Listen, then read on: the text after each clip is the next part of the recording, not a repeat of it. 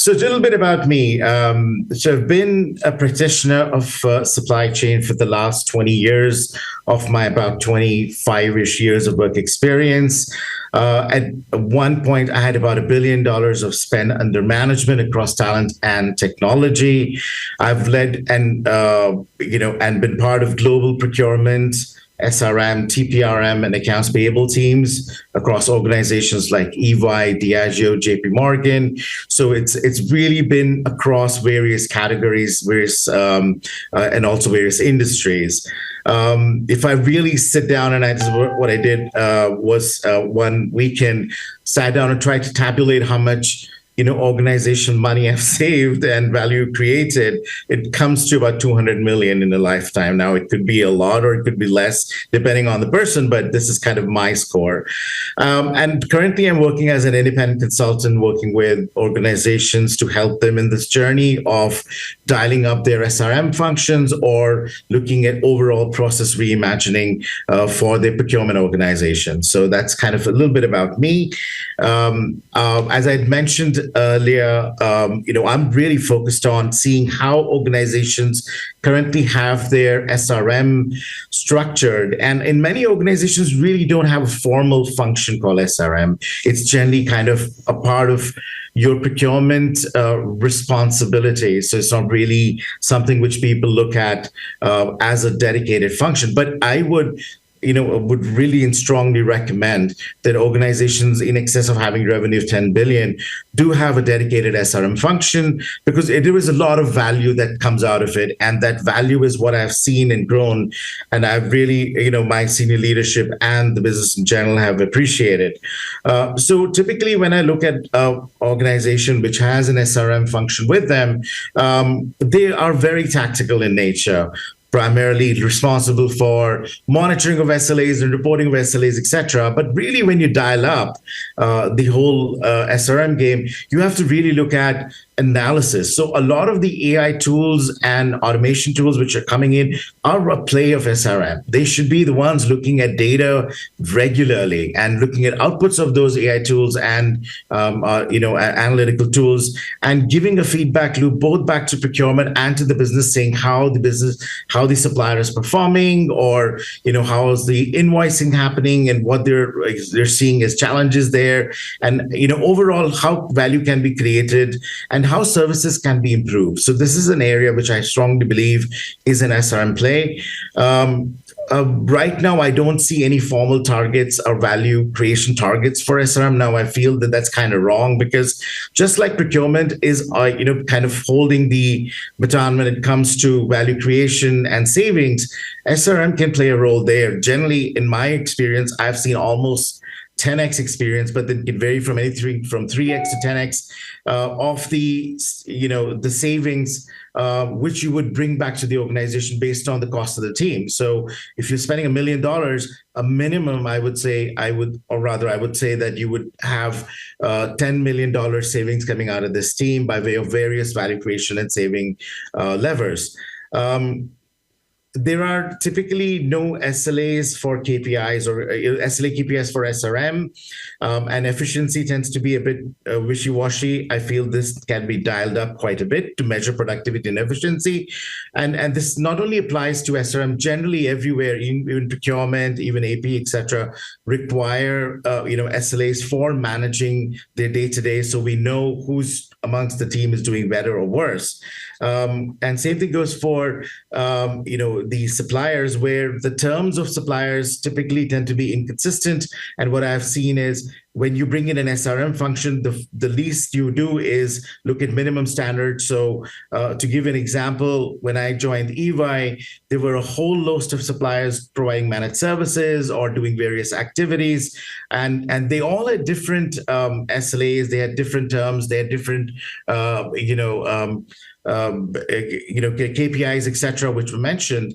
It was important for me to kind of help bring in a minimum standard in the whole program and actually be able to streamline, so that irrespective of the service a supplier provides, they need to follow a minimum standard for SLAs and various terms. So that's kind of moving a bit beyond the tactical to the strategic, and go beyond the facilitator role, which is what typically an SRM ends up playing, into an actually a person leading a conversation with the supplier, whether it is a quarterly review or an annual review, with a deeper engagement with the business, and just going beyond that contract, but actually, in my experience, how do you become a true partner to the supplier? How do you go deeper into what's the latest they're actually doing, which are going to help you in the organization, or provide a feedback loop back to the supplier, and co-invent things together, etc. So these are areas which I personally feel, are strategic step ups from a typical tactical SRM organization. And I haven't really touched upon the areas where spend can be impacted, and that's my next slide. But managing of risk, I believe, is a very SRM play, where you will have specialized teams like information security team and data protection team, etc. But who's tying it all together? It's the SRM team, kind of making sure that nobody's kind of dropping the ball when it comes to keeping the supplier accountable. And I think one of the basic things which has to be at play is a playbook or an agreement with the business saying, hey, you know what? I'm a service provider as SRM. These are the things I'm going to give you as a service. So having that agreement way up front at the beginning of that relationship, really goes a long way, because it kind of helps you very clearly define the roles and responsibilities. So what's really a business role, what's a procurement role, what's an SRM role, needs to be defined way up front before we actually delve into it. Otherwise, the whole value proposition kind of dilutes out. So that's kind of an overall shift from tactical to a strategic, which I have experienced, and also I recommend to the clients I work with as to how we can dial up the whole function. Now moving on to the next slide, which is more focused on the opportunities. So this, what you see here, is the entire universe of cost-saving opportunities. They could be sitting under the directs, into the contracting phase, into the finance phase, into the governance and the renewal phase. Now, what I personally believe, SRM has an opportunity to kind of influence or directly impact and be action oriented in that particular phase. And what I'm going to do is just briefly talk about where really SRM can dial up a particular savings area, right? So starting off with the contracting.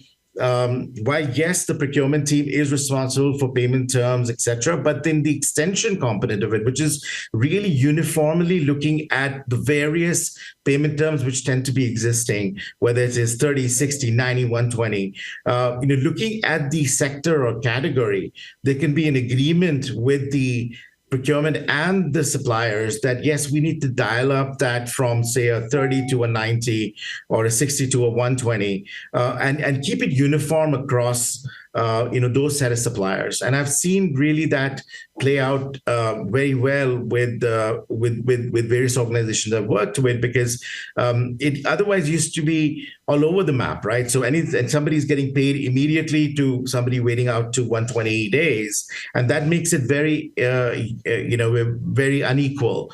So having that analysis and data for procurement and the business to look at and take informed decisions as to where we should actually be dialing up, I think is something which SRM should do.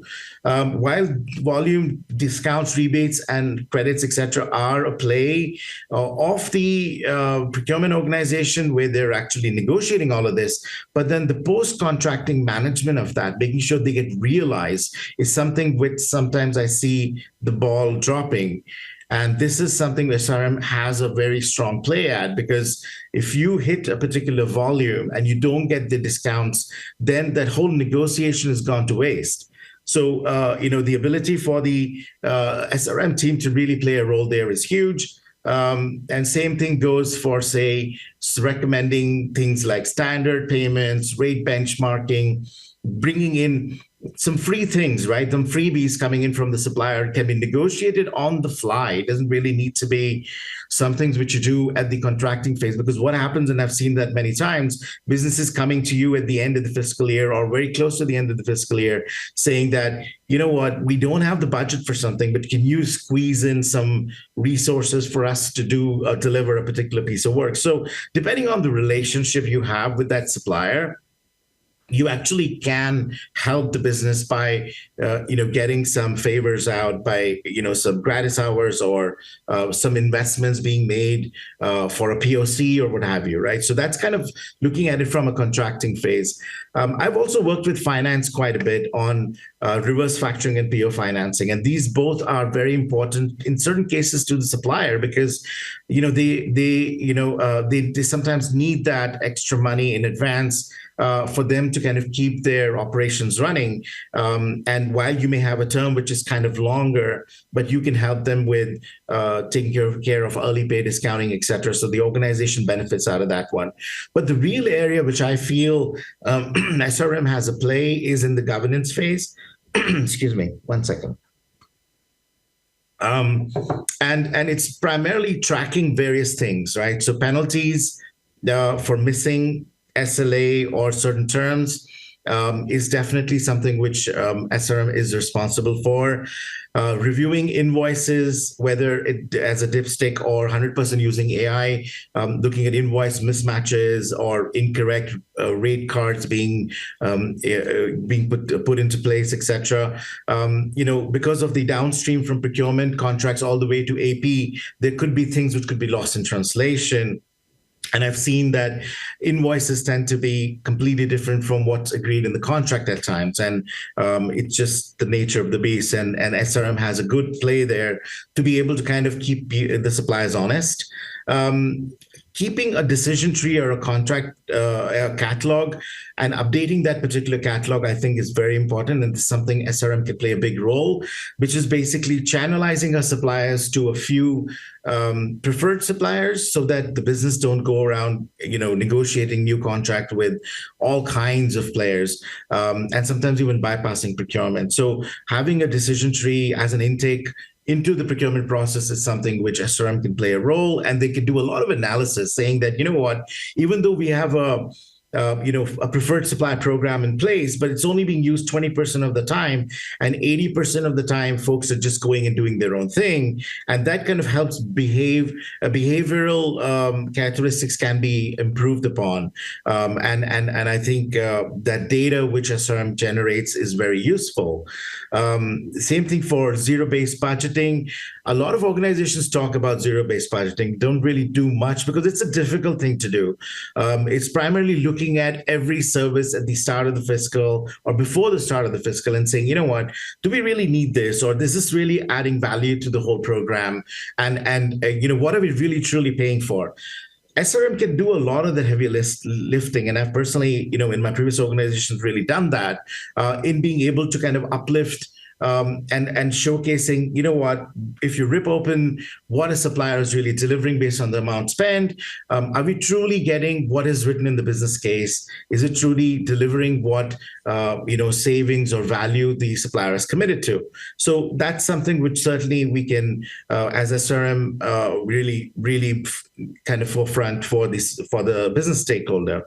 Elimination of inefficiencies, automation, effort saves, etc. Again, while this is more business play, but then sometimes business is so deep into the operations that they may not be able to understand or be able to recognize that there are a lot of inefficiencies which build up over time in a process from what's being handed off to multiple suppliers. So as SRM, what I've done is looked at the handoffs between various suppliers and seen whether those handoffs are efficiently being delivered or there is an opportunity for us to kind of remove some waste there or bring in automation. A lot of automation is needed.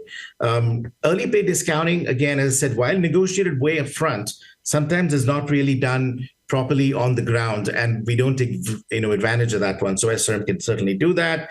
Supply rationalization, product standardization is an important area, which is a no-brainer when it comes to not having way too many suppliers to play with.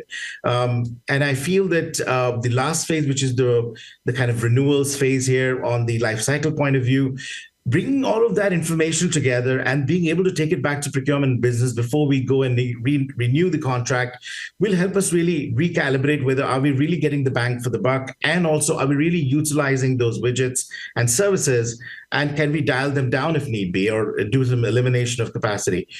So that's kind of the entire round robin of where all SRM can do. The direct part, which I mentioned here, which is about material substitution, is really looking at, hey, we are buying a very expensive product and service. Is it really necessary? Do we need the Mercedes-Benz? Can we go with a much more modest Toyota maybe, which by way of that particular service or product, and substitute that out.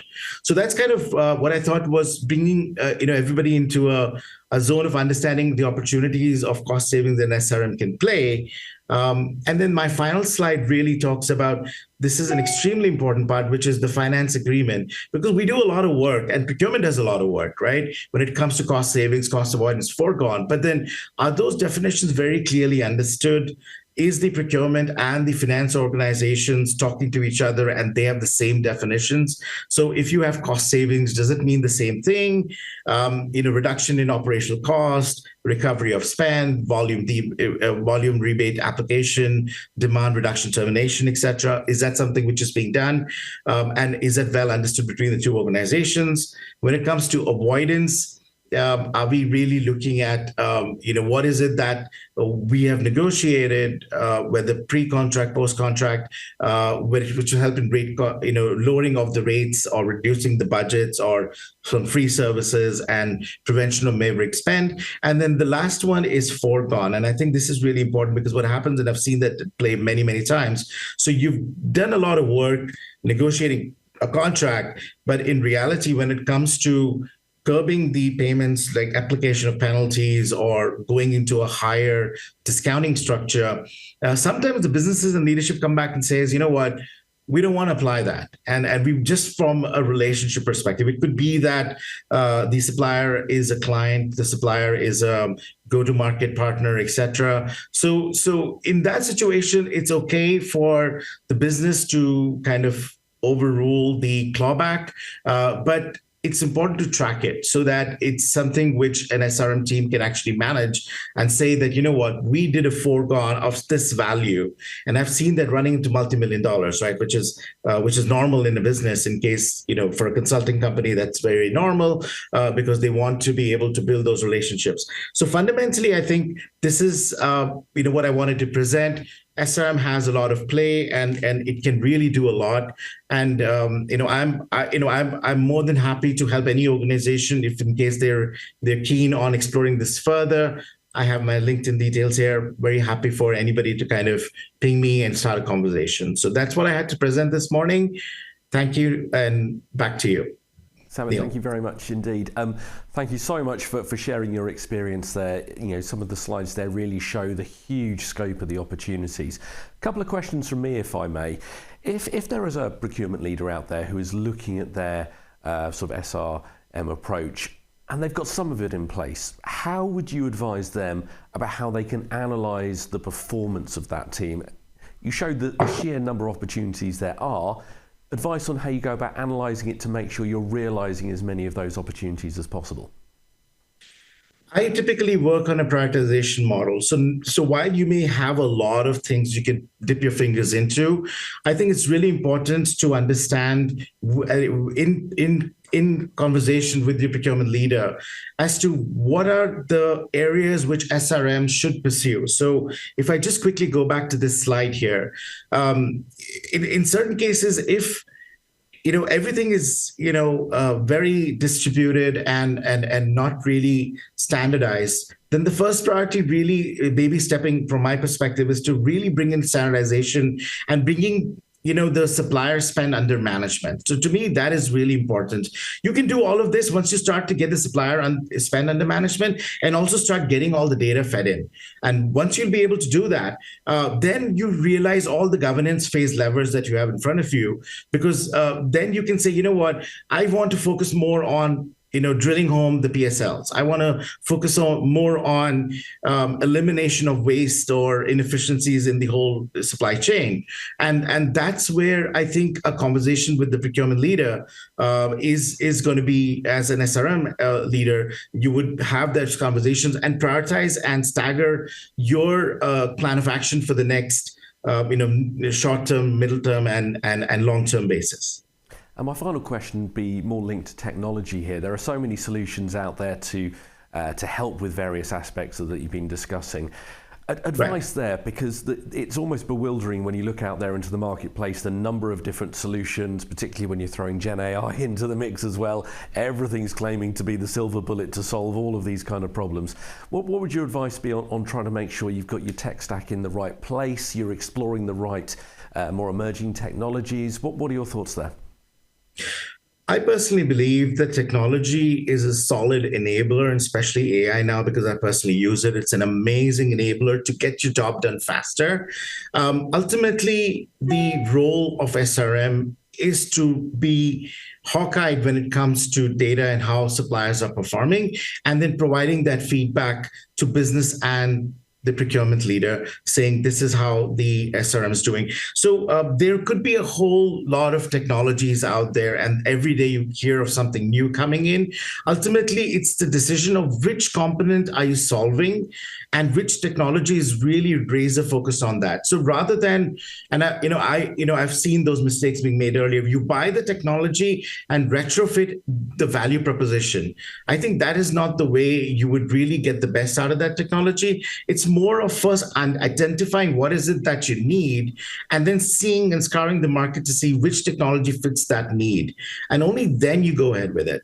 And maybe it's just a component of that technology, not the whole suite of products which the supplier will try to sell you. So just look at, say, just the AI engine for extraction of terms out of contracts, etc., which could be of value to you, and not really the entire suite of everything else. So yes, technology is super important, absolutely necessary.